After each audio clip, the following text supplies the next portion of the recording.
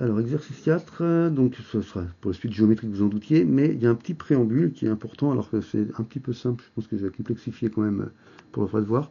Donc là, il y a un petit préambule, montrer que l'évolution entre 2002, c'est-à-dire entre cette quantité-là, et 2012, cette quantité-là, démontrer que ici, quand le pourcentage d'augmentation est d'environ 43%, environ, parce que c'est arrondi à l'unité. D'accord. On doit trouver, je pense, 42 et quelques, 42,9 peut-être, on va voir, on va faire le calcul, mais voilà.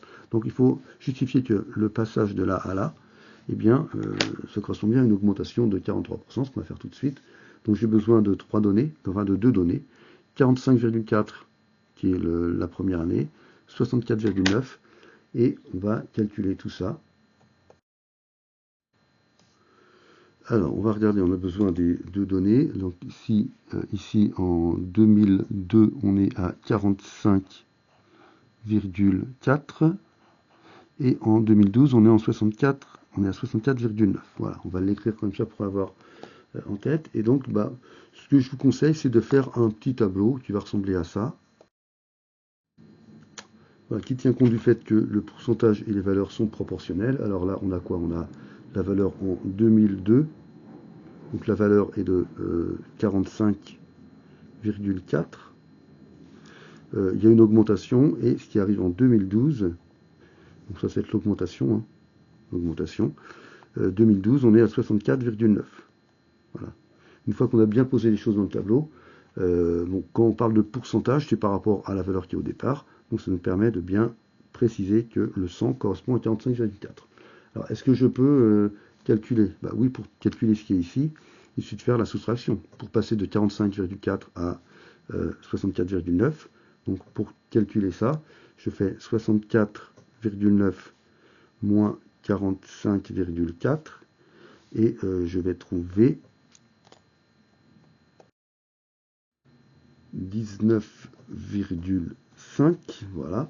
Et donc ça veut dire que ce que je vais trouver ici, alors je vais mettre de l'autre couleur pour bien préciser que là on a donc 19,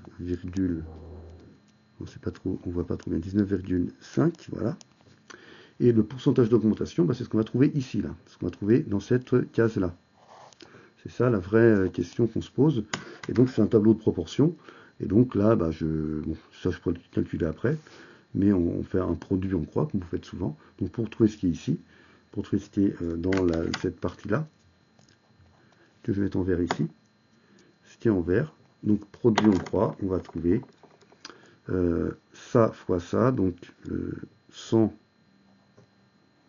multiplié par 19,5 sur 45,4.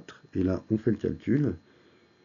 Et on va trouver 19,5 divisé par 45,4.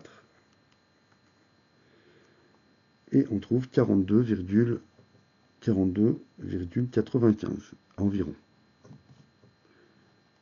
On trouve 42,95. Donc là, comme c'est à l'unité près, si j'arrondis ça à l'unité près, c'est plus près de 43, donc c'est environ 43. Donc voilà comment j'ai trouvé que ici, c'est 43%. D'accord? C'est environ 43% arrondi à l'unité.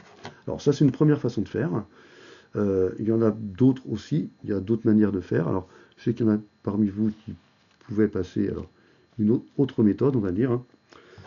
Si pour passer de 45, je vais mettre une vraie couleur, pour passer de 40, on va mettre autre méthode. Autre méthode. Pour passer de 45,4 à 64,9, donc j'ai multiplié par combien?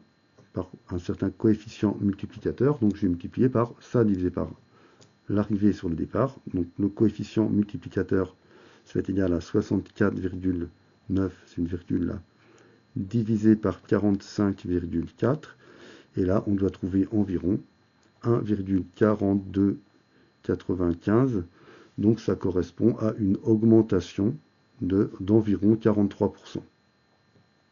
43% environ. Voilà. C'est une autre manière de faire.